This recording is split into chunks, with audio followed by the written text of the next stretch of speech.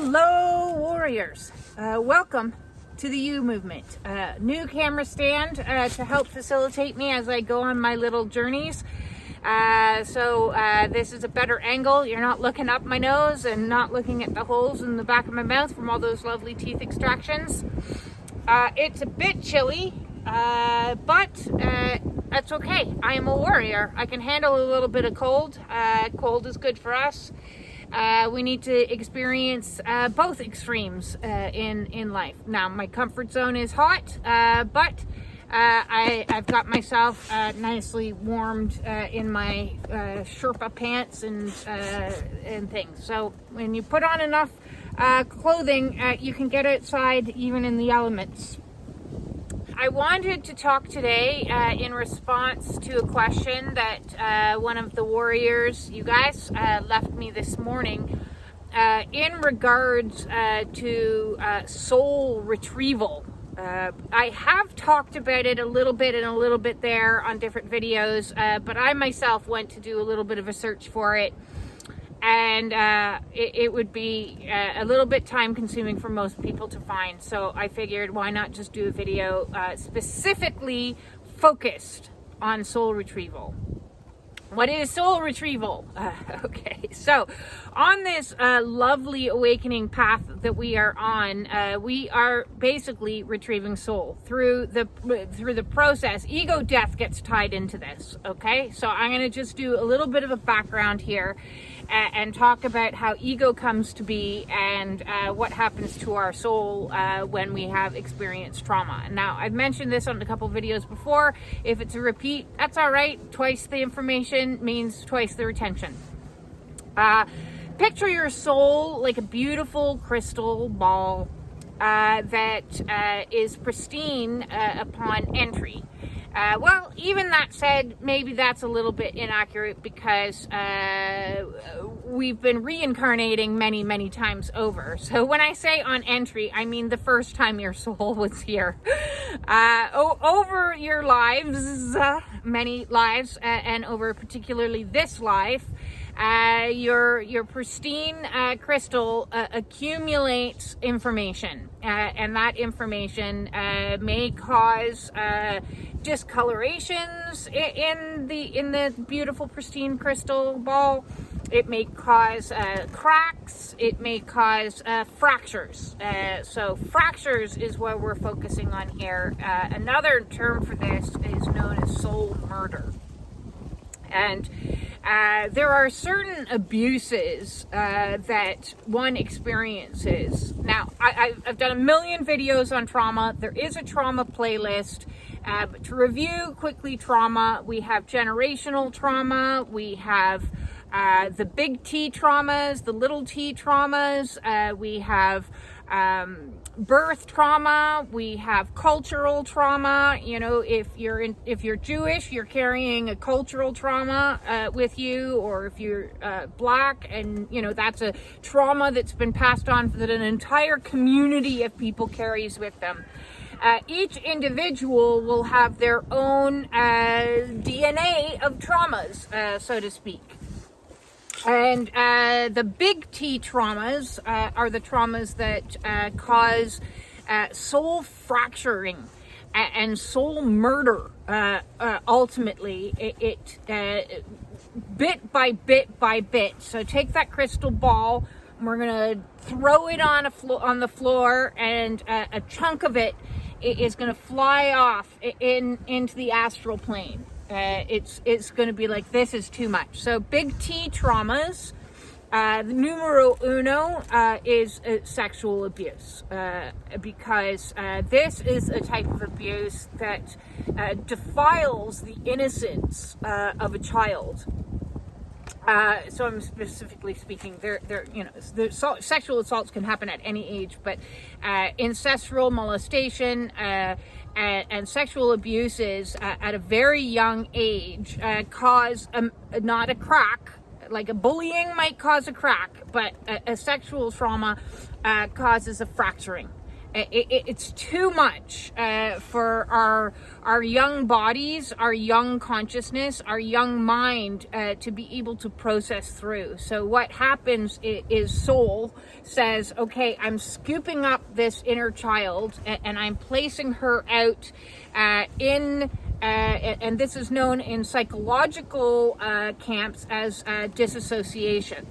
When we become compartmentalized, a child will compartmentalize certain abuses, and it's not just sexual abuses, physical abuse, psychological abuse might also chip away at it. But as I said, the legacy that is sexual abuse is one that is known as an attempted soul murder. Now, obviously, your soul doesn't get completely murdered, unless, and it can, one becomes completely absorbed by the darkness. So that fracturing, boom, leaves us open, leaves us vulnerable for dark energy, negative energies to infiltrate. And welcome to the birthplace of narcissism, because you look at people and you're like, do you not have a soul? Like, how can you do that? How can you lie, cheat, steal, abuse, hurt people?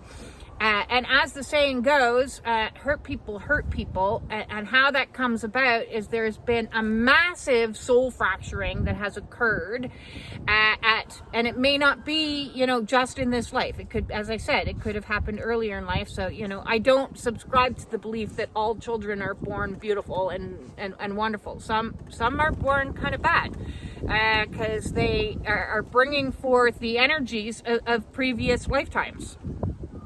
And so soul has already had multiple cases of soul fracturing over and over. So every time there's a soul fracturing and a piece of us gets sent out into the astral plane, our ego develops and gets stronger and stronger and stronger because ego is trying to protect you. It's trying to protect you from basically combusting, because you can't, your consciousness cannot process through the injuries and the woundings that were done to you. So ego comes in and sees this fractured place that's missing and fills up the hole with whatever it can find.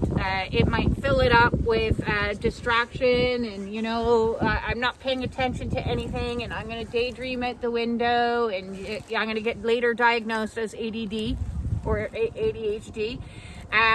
Or I'm going to start developing maladaptive coping mechanisms as a kid, and I'm going to go around, start hitting people and get angry and aggressive, and then I'm going to be diagnosed with some other social disorder. Or I'm going to develop addictions from as soon as I can get my hands on them. At 9, I'm going to sneak into mommy's purse and steal maybe half of her medicine that she calls happy pills.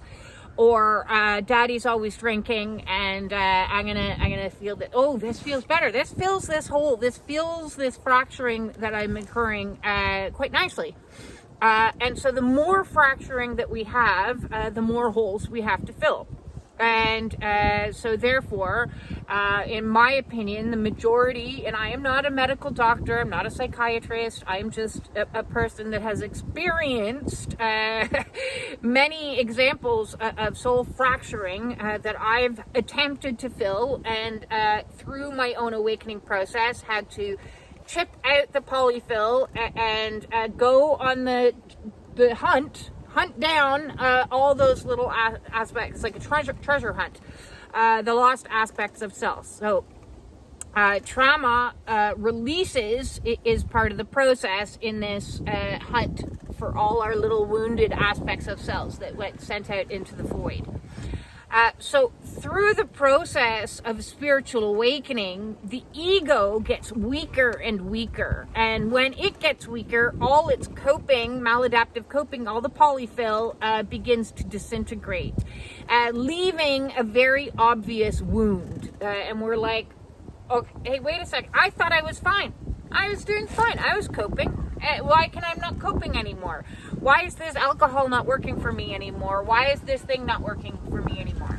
So first and foremost, our body says, Soul sends out a message, and I'm running out of battery, but I'll try to speak as fast as I can. Soul sends out a message to body. It's like, ding, you get your wake-up call, and you get your kundalini activated, and it says to body, okay, it's time to break down ego's power. It's time to get rid of all the coping strategies that don't work, and it's time to heal, actually heal, and bring ourselves back into wholeness, bring ourselves back in.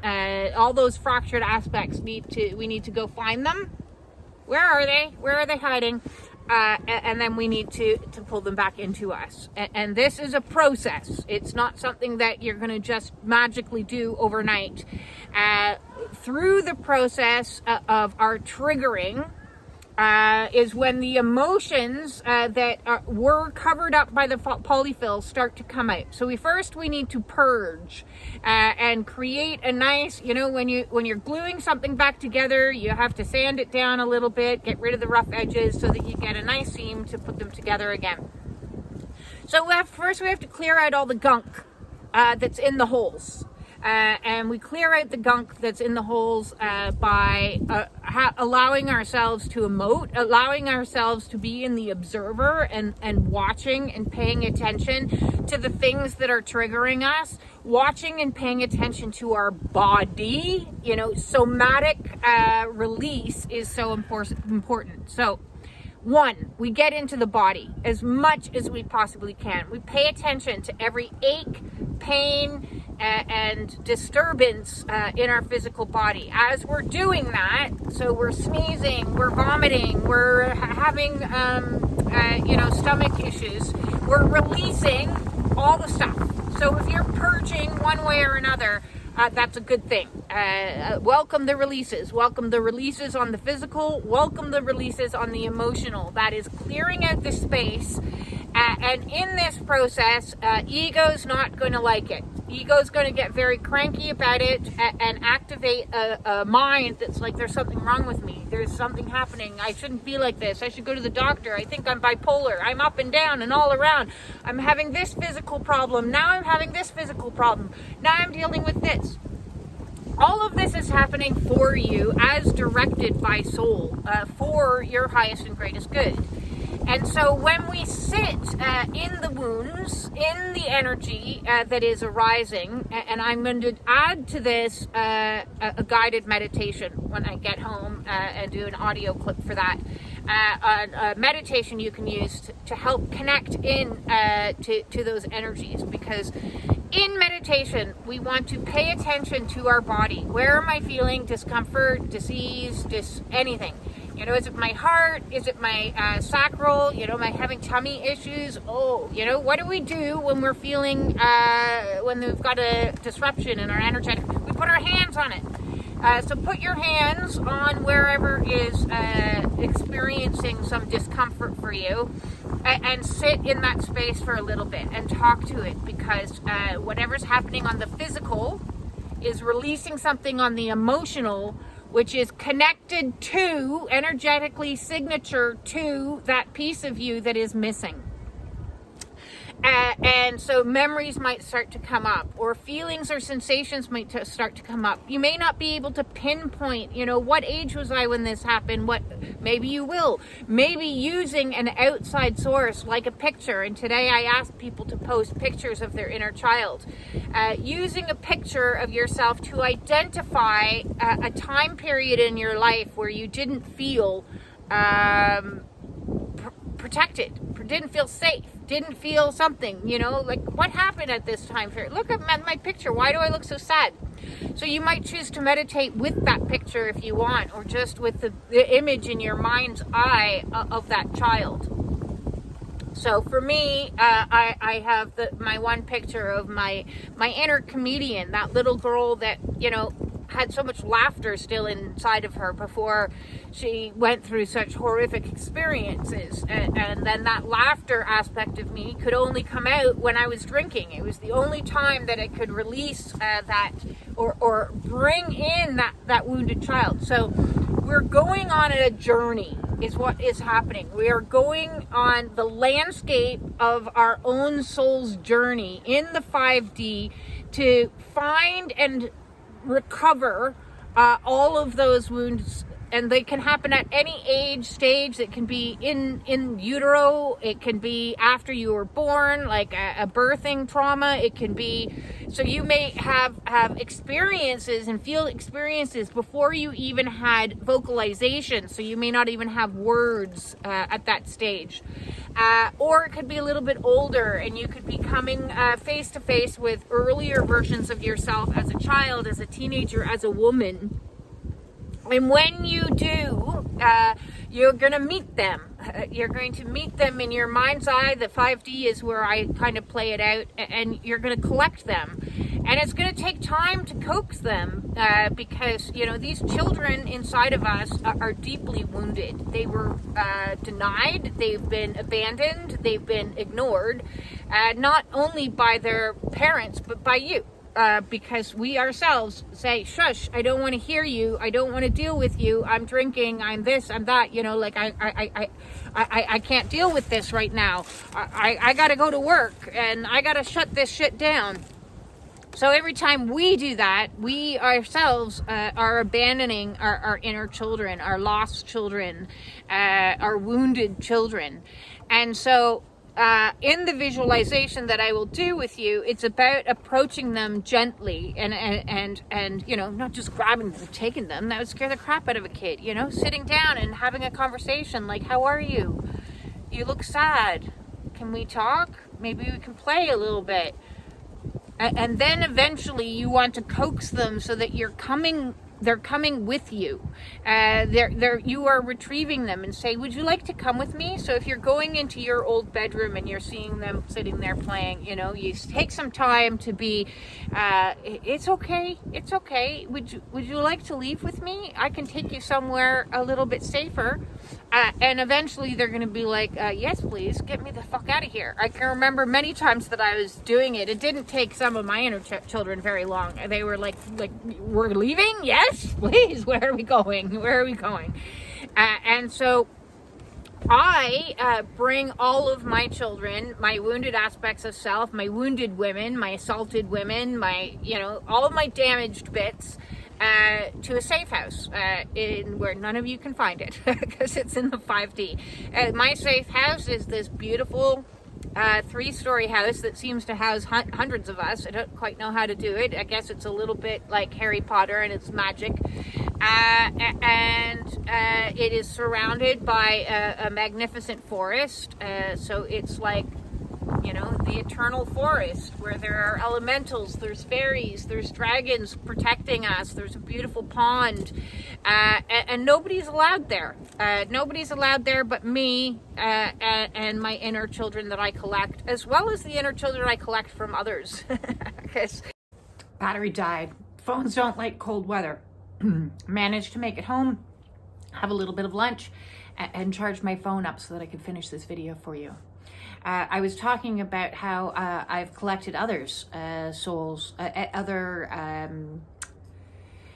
wounded children, as a kind of way station, as a safe place to be, better than being in the darkness and the void. And when they are ready to be picked up and sent home to others. And this is kind of something that I have done as I've done a lot of healings work on other people's. And so collecting lost inner children has been one of my life's missions. And I love the fact that today I had challenged people to post a picture, because when I see children and see the innocence untouched, or see the innocence touched, it's always in the eyes.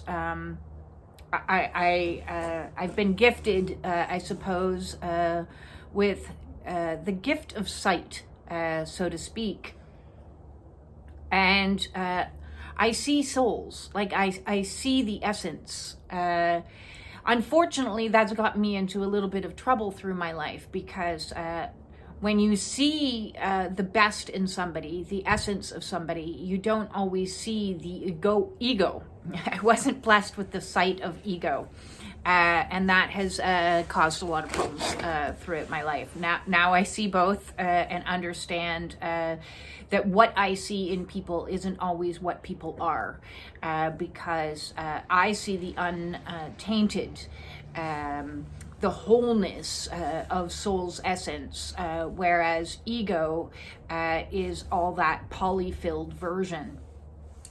And so I mentioned at the beginning of this video the term soul murder, and that is, in my opinion, the root place of narcissism, wherein there have been so many chunks of that individual that have taken off that they are no longer in their essence. They have become infiltrated. Those wounded places have allowed in dark energy to penetrate to such an extent that it alters dramatically the behavior, the thinking, the capacity to emote or hold space for others.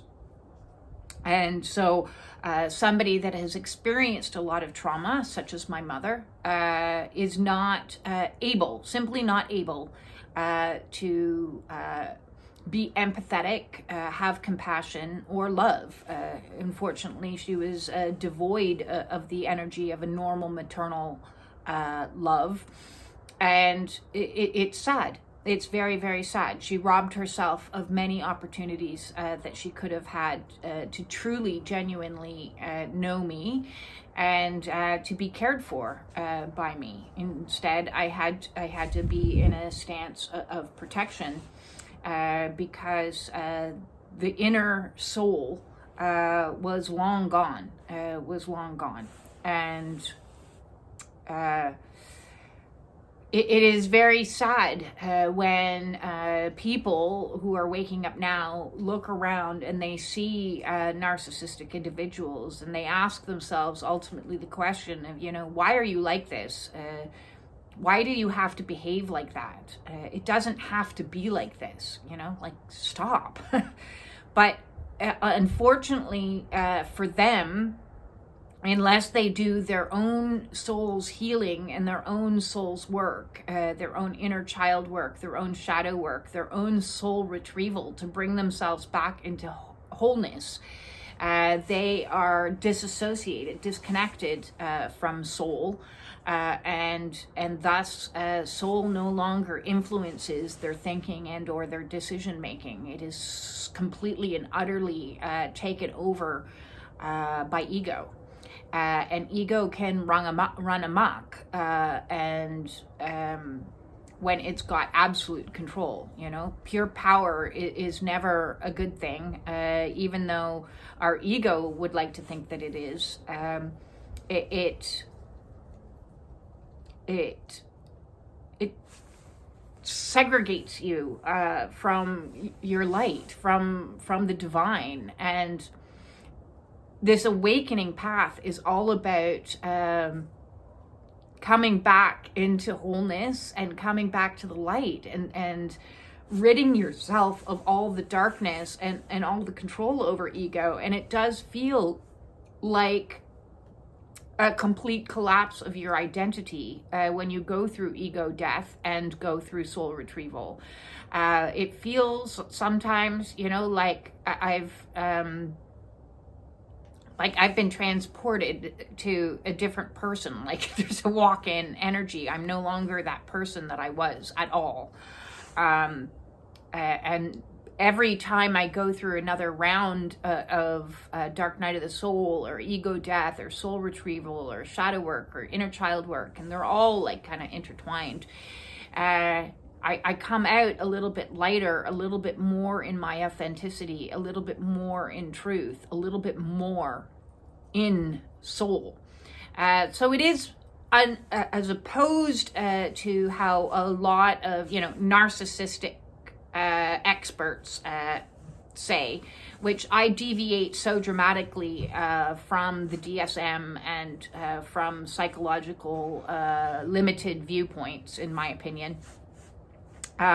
I believe that anybody has the capacity to retrieve those lost aspects of self and come back into the eternal child within, integrate the wounded child and integrate all the shadows so that you can live a life back in fullness of your soul. So soul murder isn't really irreparable. Maybe for some it is, and I think with my mother that was the case, but for those that are watching me, if you're watching me, it's not irreparable. It's not impossible to bring yourself back into soul, to become ensouled, even if you've done horrific acts out of trauma. As I said, the birthplace of this fracturing is trauma. So fractures go off in this way and that way. And, some people choose to cope down the empathic path of people pleasing and negating self and no boundaries and addictions and not so great behaviors, and others choose even worse behaviors. They choose lying and manipulation and cheating and stealing and worse acts. Each of those acts making that fracture, that hole, just a little bit more and just a little bit more, filling each time you make a choice that is not in alignment with soul. You're adding more darkness to the mix. You're adding more and more and more to the mix. So we got to clear out all of the darkness, and we have to atone for our wrong acts. We have to take ownership of the stuff as we're digging in the muck to unfuck, like clear out our energetic system. We have to alter our behaviors, whether that means drinking and self-sabotage or sabotaging others and being a manipulative, lying kind of person. I think it's very hurtful and cruel to tell people who, whether they have been diagnosed or not with narcissistic personality disorder, that there's no hope. It's probably one of the nastiest piece of informations out there that just simply isn't true. Because on a spiritual awakening, there is always the capacity through the divine. It's not something you'll be able to do on your own. You'll need definitely guidance through the path to help you course correct and bring yourself back into alignment with God and with good. And it will be a little bit of a process, but it's not impossible. So if your soul is fully encapsulated with darkness, that you've completely lost all contact to the divine, you're a sociopath or a psychopath or a sadist or something like that, then I don't know the path for you, but I have to believe that all souls have the ability, if there's even, just 5% of you in there somewhere hidden in the shadows, that is goodness and that is light. As long as there is a spark, that's all you need to start a fire. You don't start a fires that are raving, burning, you start a fire with a single solitary spark. So if there is a single solitary spark inside of anyone that says, I don't want to live my life like this anymore. I want to make better choices. I want to be kinder. I want to be loving. Then that path is going to require soul retrieval. It without question. It's going to require the process of clearing out all of the darkness that resides within, and however that presents, and taking the time to do the self-work. And it's a journey within. It was 100% is a journey within. You have to learn to forgive yourself. You have to learn to behave differently. You have to learn to be honest with yourself and therefore with others. You have to learn kindness to yourself and then others. You have to learn integrity. You have to learn honor. You have to learn patience. You have to learn. But everybody has the capacity to learn, especially when you throw into the mix Kundalini. Kundalini will help you learn pretty damn fast. So it will. So no matter what you're dealing with, whether you're dealing with addictions or personality disorders or maladaptive coping strategies or, anything, doesn't matter. The path to wholeness is through the spiritual journey, the hero's journey, the hero's quest. And I know a lot of people turn to shamans on their healing quest, and that may be something that you're called to. Going down to Peru and doing some ayahuasca. Now, I've never done ayahuasca, and I've talked about some of my own journeys. So I sit in kind of neutrality when it comes to sacred medicines as a tool to help facilitate some soul retrieval. It might be useful for some of you. Others of you, I want to give a warning, and that is if you are going to go down the path of sacred medicines and you are called for it, they say you have to be called by the frog to do Cambo, which I was at the time, is do your research and be very vigilant in who you are going to. A lot of people can serve you these medicines with not a lot of experience themselves. A true shaman has to go through their own shaman's initiation, which is in part what I have been going through for the last 5 years of healing themselves and facing many initiations, one after another. And they themselves need to have gone through their own awakening to help guide somebody else on an awakening. If they've not had a Kundalini or any type of profound spiritual awakening, I wouldn't recommend them as somebody just because you've gone and done a 2-week course. That's a no from me. Follow your own intuitive guidance, but that would be a hard no from me because they lack the capacity to hold space for somebody else. People can only meet you as far as they've met themselves. And if they haven't done their own healing work and haven't been called on the path of being a shaman to help facilitate people healing, then that just simply would be a no from me. Also, do be very cautious considering your sensitivities. If you have or haven't had a Kundalini, are things to consider.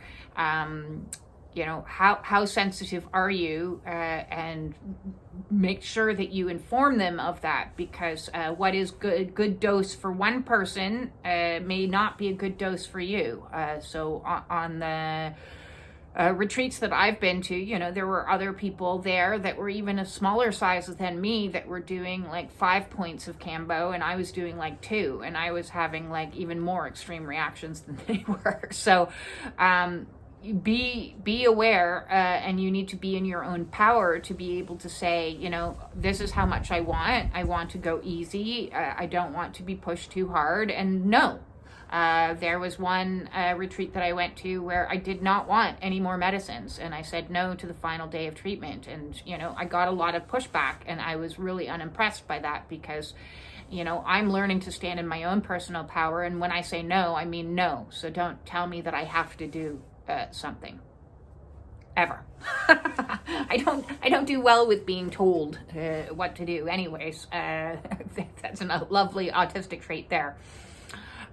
So I think that's everything I need to share about soul retrieval and the methodology that I use through the process of sitting in the emotion, doing mindfulness practice and observation of what's happening in your physical body as you release emotions, because those emotions are connected.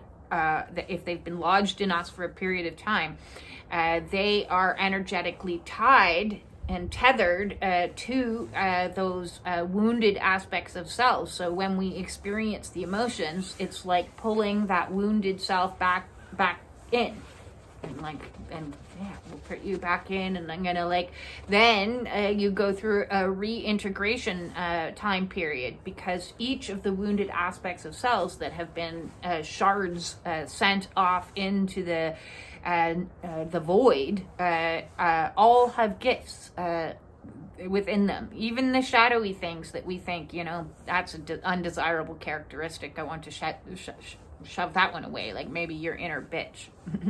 Well, your inner bitch might also be very capable and able to handle a business meeting. So when we reel in our shadows and reel in our inner child, they have a shadow and a light element with each. Just because we've shoved them into shadow doesn't mean they don't have a light there aspect to them. So our wounded child, might make us respond a certain way, but also might have gifts. My inner child has the gifts of comedy. And so I'm reeling her back in and reintegrating her, making her feel safe again to be able to crack jokes without fear of what will be the results of cracking jokes. Trying to find my funny again. So that's where the integration process is.